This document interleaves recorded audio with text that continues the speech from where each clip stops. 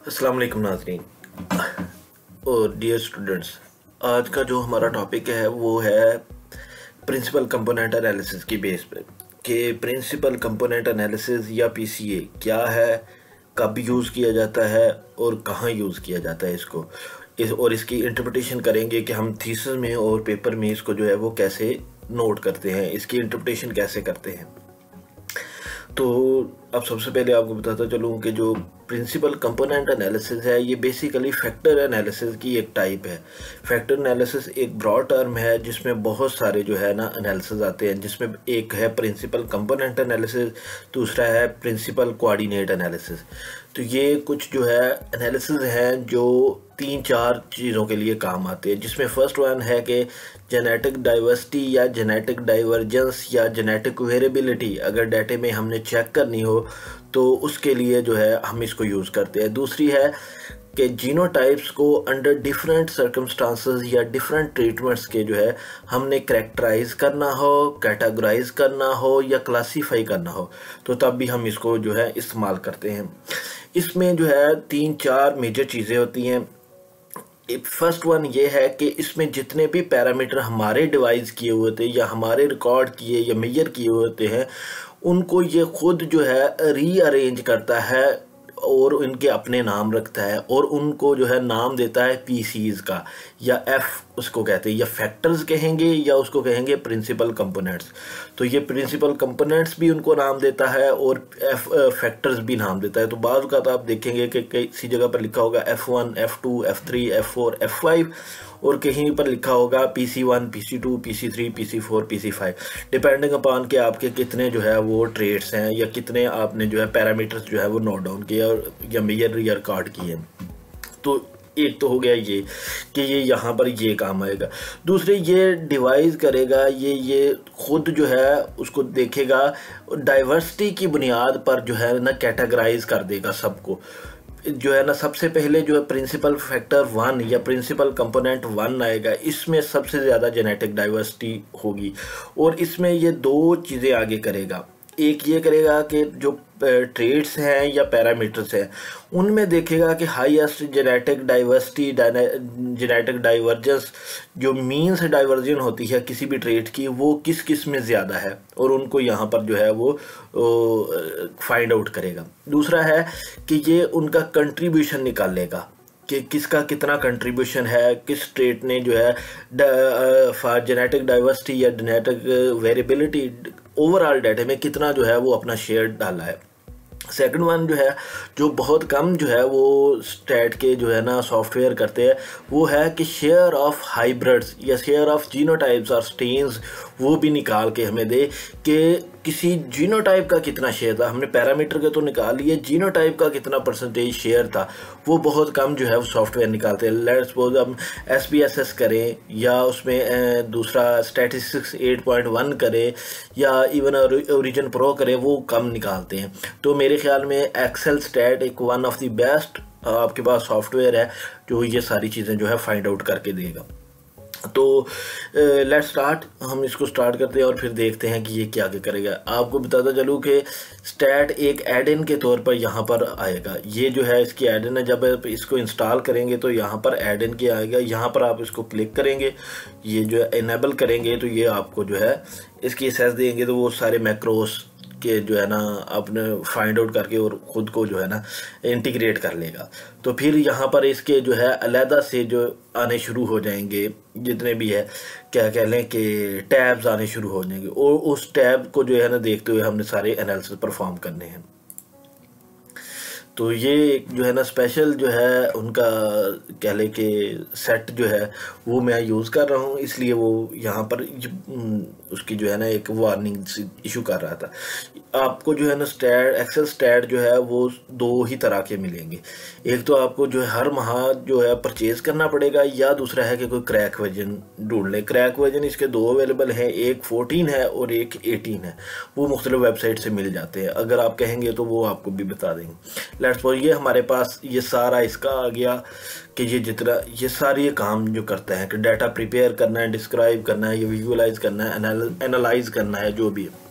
तो हमारा जो है वो बेसिकली है कि डाटे में जो है वो एनालाइज करें उसको उसके प्रिंसिपल कंपोनेंट की बेस पे। यहाँ पर देखिए कि एक फैक्टर एनालिसिस है, एक पीसीए है प्रिंसिपल कंपोनेंट एनालिसिस, और फिर उसके बाद है कि ये कॉरस्पॉन्डेंस एनालिसिस भी है और एमसीए भी है, मल्टीपल कॉरस्पॉन्डेंस एनालिसिस है। लेकिन हमारा अभी तक जो है ना वो मकसद है कि प्रिंसिपल कंपोनेंट एनालिसिस पे हम इस पर क्लिक करेंगे। यहाँ पर सबसे पहले एनालिसिस पे क्लिक किया जाता है, फिर उसके बाद जो है हम देखते हैं कि इसमें जो है कौन कौन सी चीज़ें जो है हमें रिक्वायर है, और हम उसको जो है ना कोऑर्डिनेट्स फराहम करते हैं कि यहाँ से यहाँ तक जो है ना डाटा को उठाएं। तो लेट्स सपोज हमने ये जो है ना यहाँ पर देनी है ऑब्जर्वेशन का डाटा, तो आप यहाँ से इनको जो है कह देंगे यहाँ तक, ठीक है। और दूसरे नंबर पे जो है वो हम ऑब्जर्वेशन को लेबल कर देंगे कि हमारी ऑब्जर्वेशंस कौन सी हैं। लेट्स सपोज ये यहाँ तक है। अच्छा, ये मैंने आपको बताया, तो ये बेसिकली डाटा जो है इसमें यूज़ होगा वो होगा मीन डाटा। इसमें जो है वो हमारे पास जो डाटा है रेप्लिकेशंस का वो हम यूज़ नहीं करेंगे, क्योंकि मेरे पास ये रेप्लिकेटेड डाटा है, लिहाजा हम इसको सिर्फ और सिर्फ इसका जो है ना मीन डाटा जो है ना वो चेक करते हैं। तो लेट्स सपोज हम यहाँ से इसको दोबारा करेंगे, यहाँ से हम यहाँ तक ही ट्रेड्स को लेंगे, ठीक है, और उसके बाद इसको जो है स्ट्रेंज को यहाँ से यहाँ तक लेंगे। तो फिर हम इसको देखेंगे, ऑप्शन सारे ऐसे ही रहने देने हैं, सप्लीमेंट्री डाटा कुछ नहीं करना, डाटा ऑप्शन कुछ नहीं करना, जो है आउटपुट में ये आपने सारे एनेबल कर, डिस्क्रिप्टिव स्टैटिस्टिक्स भी लेनी है, कोरिलेशन भी लेने हैं, ईजन वैल्यू, फैक्टर, ये सारी आपने चीज़ें लिख देनी है, टिक होनी चाहिए। और चार्ट्स में जाके कोरिलेशन के चार्ट्स भी आपने जो है वो करने हैं। चार्ट में फिर आगे ऑब्जर्वेशन है, उसको लेबल कैसे करना है, कलर लेबल करना है, यस ठीक है। बाई प्लाट्स कौन कौन से हैं, ये हमारे पास बाई प्लाट्स होने चाहिए, ठीक है। तो इसके बाद हमने ओके कर देना है। तो ये पूछेगा कि आप बता देगा आपको कि इसमें आपके पास 13 रोज़ हैं, ये जो है स्ट्रेंस की 13 रोज़ हैं और 13 ही ऑब्जर्वेशन के जो है ना ऑब्जर्वेशन लेबल की हुई हैं, तो ठीक है इसका मतलब है। और आपके पास एक कॉलम है ऑब्जर्वेशन का, क्योंकि ये सिंगल कॉलम ही है, और आपके पास 13 कॉलम हैं इसके, तो ये 13 कॉलम जो है नीचे को है, ठीक है। ओके हमने किया। तो ये सबसे पहले आपको बताएगा कि आपने दो फैक्टर जिसके दरमियान आपने बाई प्लॉट ड्रा करना है वो कौन कौन से होने चाहिए। तो हम यहाँ पर कोशिश करते हैं, ये देखते हैं कि ये वैल्यू, अगर ये वैल्यू 50 से अबव आ रही है या 60 से अबव आ रही है, तो हम कहते हैं कि ये उसकी मेजॉरिटी ऑफ दी वेरिएबिलिटी को क्योंकि काउंट कर रहा है, लिहाजा हमारे लिए ये बेस्ट है। अगर किसी कोई ऐसी कंडीशन आ जाए कि वो 40-50 से नीचे हो, तो फिर हमें जो है ना फिर और कुछ देखना पड़ेगा डाटे में कि वेरिएबिलिटी इतनी ज़्यादा नहीं ले रहा सॉरी। तो अब हम जो है इसको डन कर देते हैं, ओके हो गया। तो अब ये एक्सेल में ही नीचे जो है वो उसको जो है ना वो दे देगा उसकी एक नई टैब बना के, कि वहाँ पर लिखा होगा पीसीए, तो ये यहाँ पर पीसीए उन्होंने लिखा हुआ है। तो इसमें जो है ना वो क्यों डाटा हमारे पास कौन कौन सा देगा, ये सबसे पहले ऊपर जो है वो बता देगा कि आपके उसकी कंडीशंस बता देगा क्या क्या लगाया हुआ है। ये समरी स्टैटिस्टिक्स दे देगा जिसमें उसके maximum minimum value, missing value और मीन वैल्यू और स्टैंडर्ड डेविएशन बताएगा। फिर आपको एक कोरिलेशन मैट्रिक्स देगा जिसमें सारे के सारे कोरिलेशन बताए जाएंगे इनके ट्रेड्स के दरमियान आपस में। उसके बाद प्रिंसिपल कंपोनेंट का जो major one of the first table है वो ईजन वैल्यू टेबल है। ये F1 जो मैंने आपको बताए थे, इनको आप PC1 PC2 से भी रिप्लेस कर सकते हैं। ये है, यहाँ पर हमने देखना है कि हम किन फैक्टर को कितने जो है वो प्रिंसिपल कंपोनेंट्स को हम जो है ना स्टडी करेंगे एक्चुअल में। तो वो होंगे वो जिनकी ईजन वैल्यू 1 से अबव होगी। तो इसकी 7 है, इसकी 1 है, इसकी 1 है, इसकी 0.7 है। तो लिहाजा हमारे लिए जो सिग्निफिकेंट 3 जो है वो फैक्टर है वो ये है F1, F2 और F3। हम इनको ही स्टडी करेंगे। जो पहला जो फैक्टर है वो 60% of the variability in the data, उसको जो है वो काउंट कर रहा है, और दूसरा जो है वो 13 को, और तीसरा जो है वो 11 को। तो ओवरऑल 85% वेरिएबिलिटी ये सिर्फ 3 ही कर देते हैं। तो लिहाजा हमारे पास ये एक बहुत अच्छा है कि हम 3 ही फैक्टर को स्टडी करेंगे। इस टेबल को आप जो रिसर्च पेपर में भी लिखेंगे और आपका जो है थीसिस है उसमें भी लिखेंगे, ये कंप्लीट टेबल। उसके बाद स्क्रीन प्लॉट है, इसको आप जो है चेंज कर सकते हैं अपनी मर्ज़ी से अगर करना हो तो। जैसे ये है, यहाँ पर डबल क्लिक करेंगे ये ओपन हो जाएगा। यहाँ से आपने फिल, इसके ग्रेडियंट जो भी आपने इसका चेंज करना है कर दें। इसको आपने चेंज करना है तो उसको कर दे, लाइंस की ट्रांसपेरेंसी आपने उसकी विड्थ बढ़ानी है, विड्थ बढ़ा दें। और उसके बाद बाकी जो भी इसकी जो है ना चीज़ें आपने करनी है। मार्कर का कुछ करना है तो मार्कर को आप देख लें कि मार्कर को यहाँ से उसकी विड्थ बढ़ानी है, फ्लैट करना है, उसको कलर करना है। मार्कर जो बीच में ये जो इसकी जो है ना होते हैं ये मार्कर, तो इसको क्लिक करें और यहाँ पर इसकी जो है ना ये आ जाएगी सॉलिड लाइन है। ये सॉरी मार्कर में जाएं, मार्कर के बाद मार्कर ऑप्शन आ गया। मार्कर का ये बॉर्डर है सॉलिड लाइन वाला, और यहाँ पर मार्कर को कलर दें कि उसको ब्लैक ही कलर देंगे। ये देखिए ब्लैक कलर आ गया और ब्लैक ही उसकी जो है ना बॉर्डर्स होंगे। आप बॉर्डर डिफरेंट भी कर सकते हैं, तो इसके साथ आप जो है ना जैसे मर्जी खेल सकते हैं, इसको जैसे चेंज मैनिपुलेट कर सकते हैं। ये एक्सेल का रेडी टू यूज़ डाटा होता है।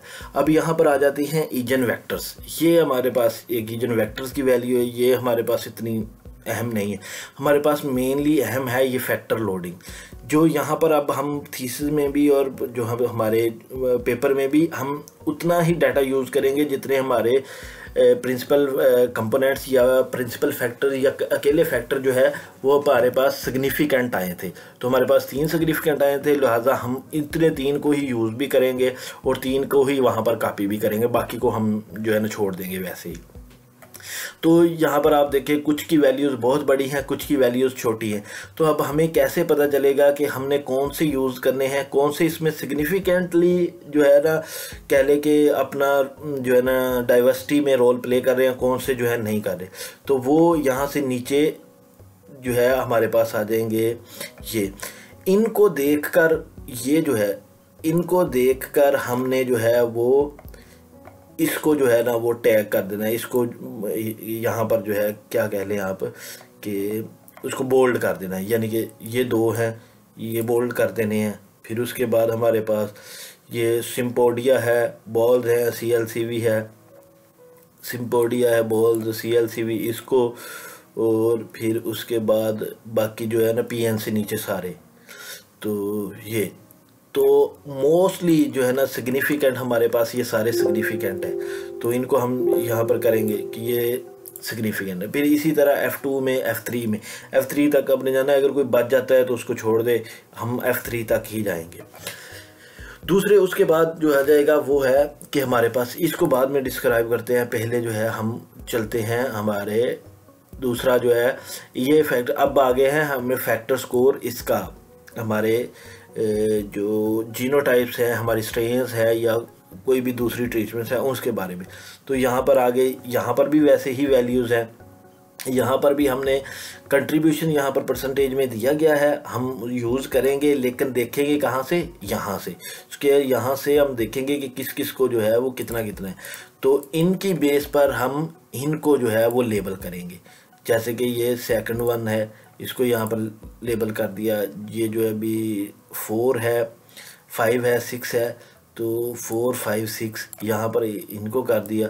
तो यानी कि ये जो है हाईली सिग्निफिकेंट भी है और इनकी वेरिएबिलिटी जो है परसेंटेज में जो दी गई है तो ये सिग्निफिकेंट वेरिएबिलिटी है, तो बाकी भी सिग्निफिकेंट नहीं है। तो इस तरह हम जो है इन सबको जो है ना वहाँ पे डिस्क्राइब करते रहेंगे।